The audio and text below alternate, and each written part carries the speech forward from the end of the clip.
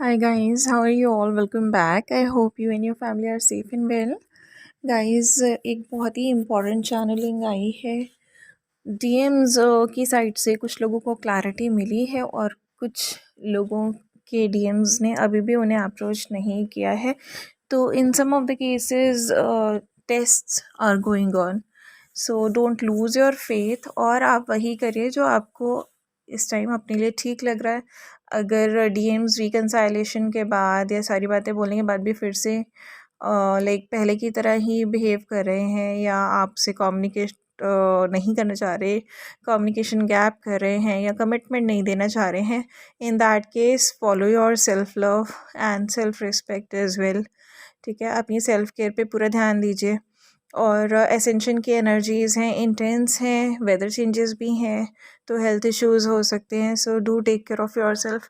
Lower chakras specially sacral chakras में issues हो सकते हैं and in fact also take care of your throat chakra, heart chakra and as well third eye chakra की की एक्टिवेशन जो है वो बहुत स्पीडी है, बहुत रैपिड है इस टाइम, क्योंकि न्यू बिगनिंग्स जब होती है, न्यू माइंडसेट के साथ हम चीज़ें स्टार्ट करने लगते हैं, तो थर्ड आई एक्टिवेशन भी ज़ोर शोर से होता है।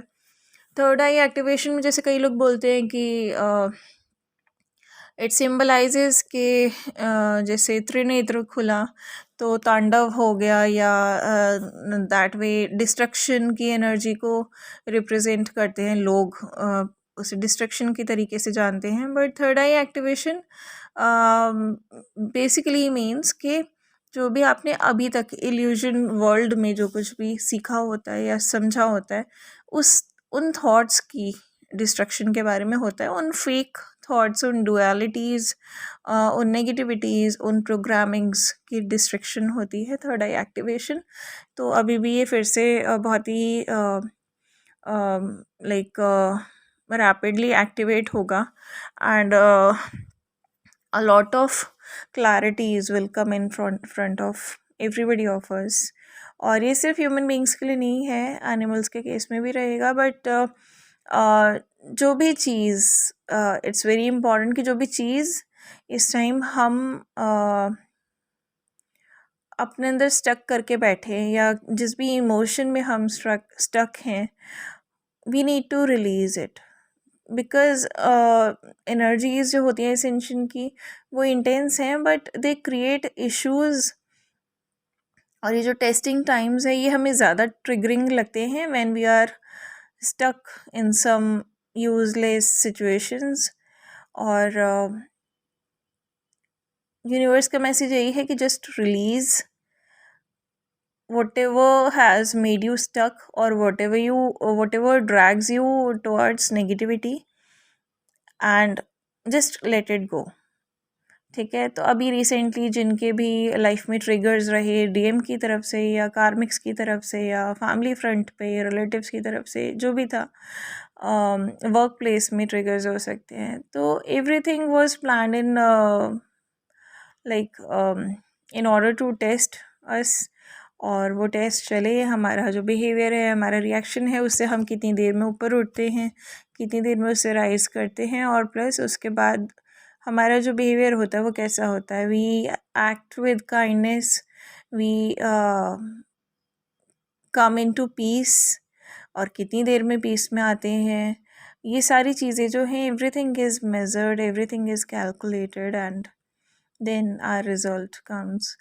तो what universe is observing that a lot of us are in the mode of rising above, but still we are stuck into some of the negativities, and चाहे negativities हमारी नहीं हैं, दूसरों की हैं, but they are able to affect us।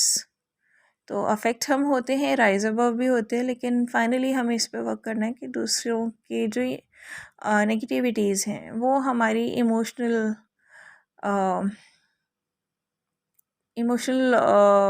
Stability को हिला न दें। ठीक है, हमारी स्टेबिलिटी को अफेक्ट ना करें।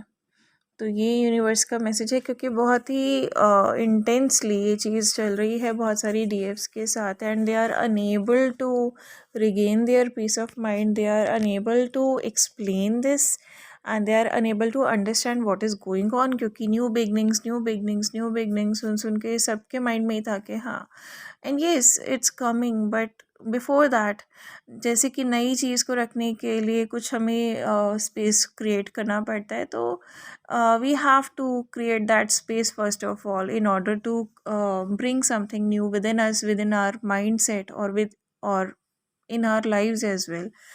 So this is observed by universe that collective की बात कर रही हूँ, most of the DFs are stuck into some of the things which they need to release. तो अगर आपको कोई ऐसे इमोशन है जहाँ आपको बहुत गुस्सा आ रहा है, चाहे किसी पे भी है, बहुत गुस्सा आ रहा है, तो ऐसा नहीं कि सप्रेस कर दो उसको, माफ़ कर दो, और आप डिटैच हो सकते हो, आप बाउंड्री लाइन ड्रॉ कर सकते हो, सो दैट वो लोग आपकी लाइफ में दोबारा से डिस्टर्बेंस ना क्रिएट कर सकें, राइट। और आप just you don't need to suppress it. अगर आपको गुस्सा आ रहा है, अगर आपको कोई भी चीज़ परेशान कर रही है, let it be there within you for some time, observe it, don't react, let it boil, and try to release it slowly. और साथ में ये देखते रहिए कि how is it affecting you. आपको हेल्थ इश्यूज फील हो रहे हैं, मेंटल काम जा रहा है, मेंटल पीस जा रहा है, इमोशनल स्टेबिलिटी हिल रही है, like how is it affecting you. और उस चीज़ को स्ट्रॉन्ग करने के लिए आपको इस इशू को रिलीज़ करना कितना ज़्यादा इम्पॉर्टेंट है, और फिर धीरे धीरे इस इशू को माफ़ करके एक्सेप्टेंस में आके और यूनिवर्स को सरेंडर होके रिलीज़ करिए।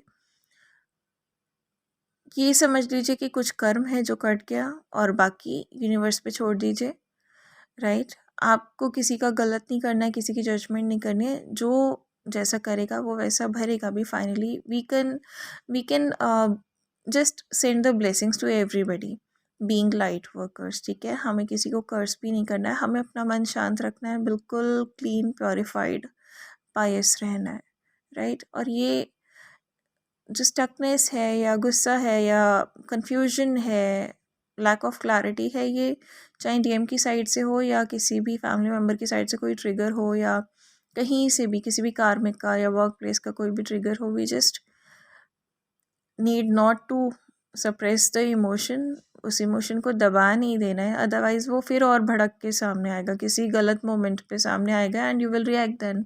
सो in order to avoid that negative situation जहाँ पे कुछ ज़्यादा गलत हो सकता है, you need to release it right now, let it be within you. उस चीज़ को धीरे धीरे ऑब्जर्व करो without reaction, and forgive it, accept it, surrender to the universe, and try to resolve this issue like this, ठीक है। कि ये चीज़ ऐसे ही होनी थी, मैंने माफ़ किया, लेकिन अब मैं दोबारा से अलाउ नहीं करूँगी, and I am creating those boundaries. I know कि हाँ, लोगों ने जो किया उनके पीछे उनके जो बैकग्राउंड होता है, अपब्रिंगिंग होती है, उनकी थिंकिंग होती है, उनका डीएनए पैटर्न होता है, उनकी एंसेस्ट्रल इश्यूज़ होते हैं, उनकी पास्ट लाइफ के इंसिडेंसेस रहते हैं, उनके इस लाइफ के स्ट्रगल्स और एक्सपीरियंसेस रहते हैं, उनके नेबर, उनके फैमिली मेम्बर, उनके फ्रेंड्स, सभी का जो एक राय होती है, वो कहीं ना कहीं उनका माइंडसेट प्रोग्राम करती है, जो उन्होंने देखा होता है बचपन से अभी तक या फेस किया होता है, वही एक पर्सन के संस्कार होते हैं, जो एक बिहेवियर उसका क्रिएट होता है, जिसकी वजह से वो बिहेव करता है, लाइक एक पर्टिकुलर उसका नेचर होता है। So if somebody behaves badly with you, detach or create boundaries, but don't let anybody spoil your peace of mind, spoil your emotional stability, right, spoil your kindness. Don't let anybody do that. तो ये universe का message है, चाहे कुछ भी हो, अपना kindness, अपनी अम्बलनेस और अपनी सेल्फ वर्थ, सेल्फ रिस्पेक्ट बनाए रखिए। That's very important, and as soon as you will release whatever you're stuck in, उतनी ही जल्दी DMs भी जहाँ पे stuck हैं, they will release it. And I personally feel कि सेल्फ रिस्पेक्ट और सेल्फ वर्थ का कहीं ना कहीं टेस्ट ज़रूर आएगा इस सिचुएशन में। तो इन दोनों चीज़ों को आपको सबसे ऊपर रखने की ज़रूरत है। समर्पण बहुत ज़रूरी है, हर हर चीज़ में समर्पण जो है बहुत इम्पॉर्टेंट होता है, सरेंडर इम्पॉर्टेंट होता है, ठीक है। लेकिन जहाँ बात होती है आत्मसम्मान की, सेल्फ रिस्पेक्ट की, उसको समर्पण नहीं किया जाता है, राइट। तो उसका ध्यान रखिएगा। So it can come to you in the form of test, it can come to you in the form of like situation. तो यूनिवर्स की तरफ से यही है कि नेगेटिविटी रिलीज़ कीजिए, और डर है, फियर है तो फियर रिलीज़ कीजिए, और कोई भी इमोशन है जहाँ पे आप स्टक हैं तो उसको रिलीज़ कीजिए, सो दैट डीएम भी उन्हीं चीज़ों को रिलीज़ करके आगे बढ़ सके, राइट। और डीएम की तरफ से एक चैनल सॉन्ग मुझे रिसीव हुआ था, which really made me realize कि हाँ, they are trying hard, they are opening the cage, they are setting themselves free from karmics and all, and they are breaking the walls around them, या जो भी उन्होंने guards up किए थे अब उनको वो डाउन कर रहे हैं। But till now I have seen that a lot of DMs haven't yet approached. तो वो अप्रोच इसलिए भी नहीं किया कि यूनिवर्स की साइड से टेस्ट शेड्यूल्ड थे, और ट्रिगर्स जो थे दे वर इम्पॉर्टेंट बेसिकली, सो दैट जो आपके अंदर का गुस्सा है, ट्रिगर्स हैं, या कुछ चीज़ें अभी भी जो रह गई हैं वो निकल जाएं। Let them boil and then resolve them slowly, but definitely release them, right? And yes, along with that, we all need to balance our masculine and feminine energies. और ये एनर्जीज़ बहुत हद तक यूनिटी में आई हैं विद इन अस, लेकिन we still need to work upon them. तो जिस तरह से मैंने आपको बताया है मैस्कुलिन एंड फेमिनिन एनर्जीज़ हमें बैलेंस कैसे करनी है, you can follow that video. And internally DM and DF are united, it's just that 3D में जब हम रिलीज़ करेंगे वो सब चीज़ें जो हमें रिलीज़ करनी है विच मेक अस स्टक, तभी हम उन अपॉर्चुनिटीज़ की तरफ आगे बढ़ पाएंगे which will lead us towards union basically. और सेम डीएम की साइड से होगा तभी वो उन चीज़ों से निकल पाएंगे, बेसिकली बहुत कुछ रिलीज़ करके, फियर, पेन या जो भी उनका स्टबर्ननेस है वो रिलीज़ करके वो भी आगे बढ़ पाएंगे, and they will be able to reach us in 3D as well, ठीक है। So make it a point. So that's it for now. Do take care of yourself and your family, and God bless us all. Bye bye.